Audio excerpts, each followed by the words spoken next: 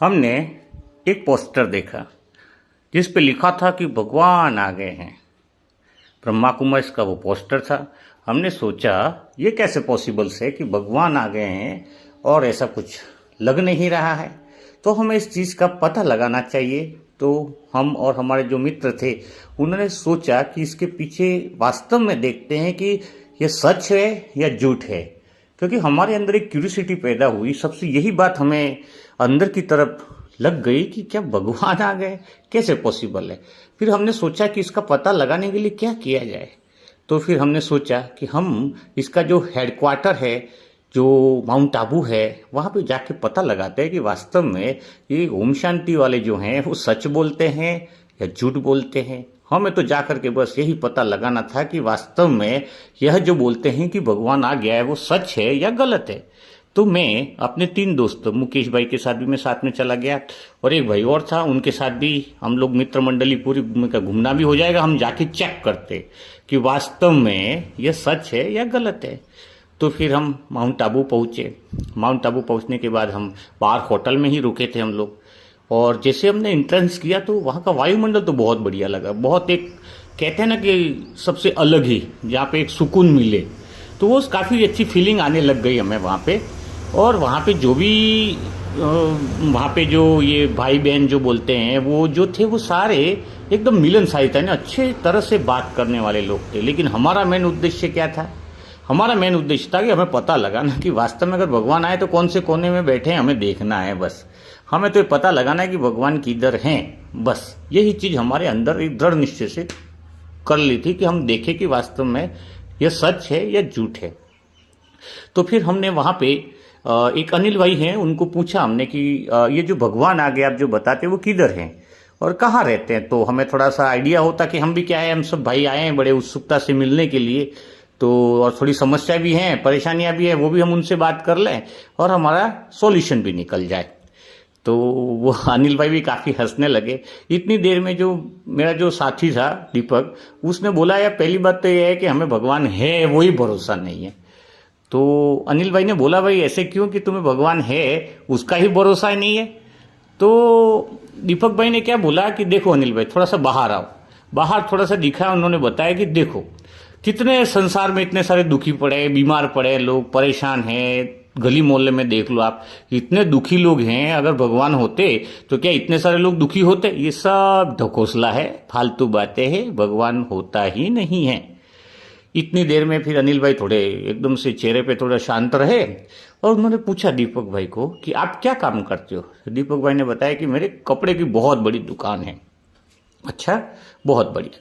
तो अनिल भाई ने क्या किया, बाहर के रास्ते पर एक भिखारी जैसे एक आदमी था जिसके शरीर पे कुछ कपड़े ही नहीं पहने हुए थे, और उसको दिखाते हुए अनिल भाई ने दीपक भाई को बोला कि तुम्हारे कपड़े की दुकानें होती ही नहीं है।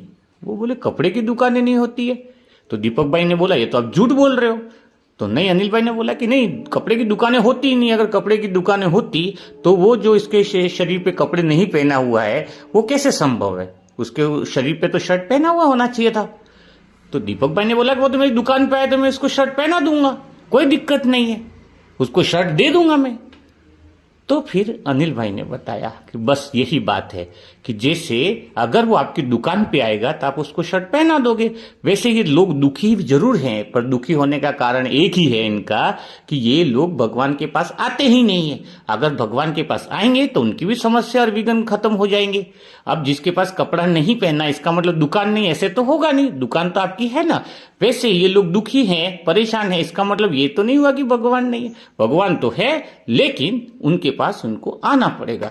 ये बात हमें भी बहुत गजब की लगी कि एक एक बात इनकी तर्क वाली थी। समझ में आ रहा था कि यहाँ पे कुछ अलग है, बात करने का तरीका, समझाने का तरीका भी काफी अच्छा और अलग सा लग रहा है।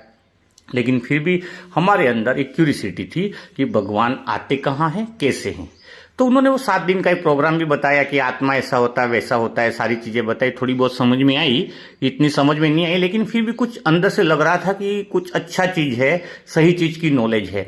और वहां पे जो माहौल देखा वो एकदम साइलेंसली, एकदम प्योर, जिसको कहते हैं ना एकदम शुद्धता। सभी लोग जो भी मिल रहे थे वो ऐसा लग रहा था कि उनके हृदय में बिल्कुल शुद्धता है, एकदम कोई भावना दूषित नहीं है, कोई परेशानी वाली बात नहीं है ऐसा। तो जैसे ही अनिल भाई ने बताया कि भगवान जो वो इस धरती पर आते हैं, उनको एक वृद्ध तन का सहारा लेते हैं और जिसको ब्रह्मा तन कहते हैं, उन्हीं के तन में भगवान आते हैं और इसी के द्वारा ये सारा कार्यक्रम चल रहा है। हमने कहा भगवान चला रहा है तो इतने सारे जगह जो ये पैसा लगा है, तो कहीं पर भी हमने नंबर प्लेट नहीं दिख रहे कि ये इस भाई ने पैसा लगाया, इस भाई ने पैसा लगाया, तो फिर ये देता कौन है? तो अनिल भाई ने बताया कि दुनिया के अंदर पहली एक संस्था है, आज मंदिर में भी कोई दान देता है तो वहां पे उसकी नेम प्लेट लगी रहती है कि यहाँ पे ये इसने पैसा दिया, यहाँ पैसा दिया।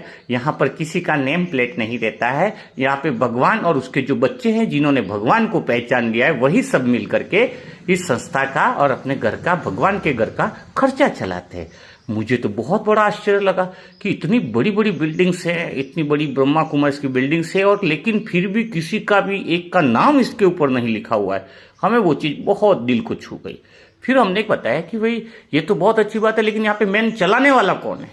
तो उन्होंने बताया कि सारे संसार में जो झगड़े का कारण है वो सीट के लिए ही होता है कि आज मैं सीट पे बैठा हूं, कल वो बैठेगा, वो हटे तो मैं बैठूंगा। लेकिन यहाँ पे कोई मालिक नहीं है। यहाँ पे जो मालिक है, जिसको हम भगवान शिव बाबा कहते हैं, वही मालिक है। वो तन में आके हमें संकेत देते हैं, ये बताते हैं कि हमें कौन सी मत पे चलना है, और पूरे संसार में एक ही मत चलती है, वो जिसको हम मुरली कहते हैं। तो हमें ये समझ में आया कि चलो ये भी बहुत गजब की बात है कि पूरे संसार में एक ही मत चलती है इनकी। यानी जब मत अगर एक हो तो झगड़े होने के कोई सवाल हो नहीं सकते। तो ये बात भी हमें बहुत अच्छी लग गई। लेकिन हमने कहा कि ये थोड़ी मेन जो बात है वो हमें समझ में नहीं आ रही कि भगवान यहाँ पे आते हैं, धरती पर आते हैं। तो उन्होंने बोला कि जब उनके तन में, दादी के तन में जो भगवान आते हैं, उस समय आप आओगे तो आपको अनुभव होगा। लेकिन एक बात ध्यान रखना कि अभी भी आप लोग आए हो यहाँ पे, लेकिन भगवान तुम्हें यहाँ पर, ये भगवान की धरती है, तो तुम्हें भगवान हर समय हर पल तुम्हें देख रहा है, इस बात का ध्यान रखना। और अनिल भाई ने क्या किया कि होटल में रुके थे तो वहीं पर रहने की व्यवस्था हमारी कर दी। तो हम लोग वहीं रुके रहे। फिर हमें लगा कि भगवान हमें देख रहा है, ऐसा तो संभव हमें लग नहीं रहा है। ऐसा फिर हमारा दीपक भाई के ख्याल आ गया। चलो कोई बात नहीं, लेकिन हम तो बस आनंद ले रहे थे। वहाँ का भोजन कक्ष बहुत अच्छा है, सब कुछ बहुत बढ़िया है। लेकिन रात का समय जब हुआ 10-11 बजे, तो दीपक भाई को क्या है, सिगरेट पीने की आदत थी।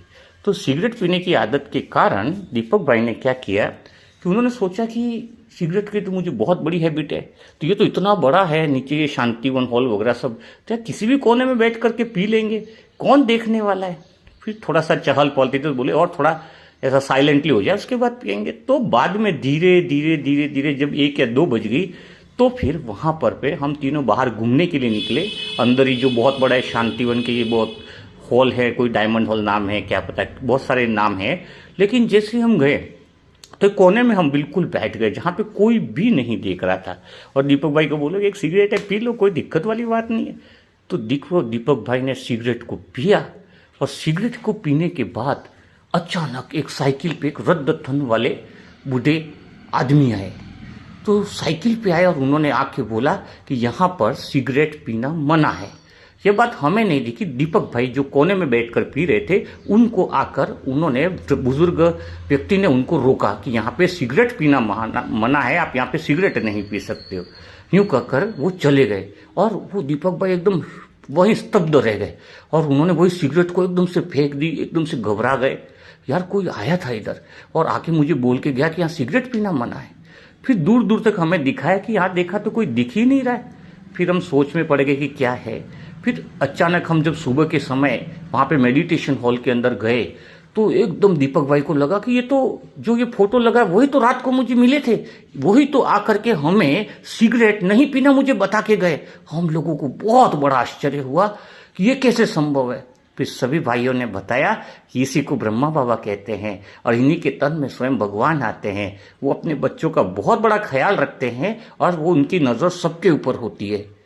बस वो पल था कि हमें समझ में आ गया कि भगवान जो इस धरती पर आया, ब्रह्मा कुमारी वाले जो बोलते हैं वो बिल्कुल सच बात है, इसके अंदर कोई संदेह नहीं है।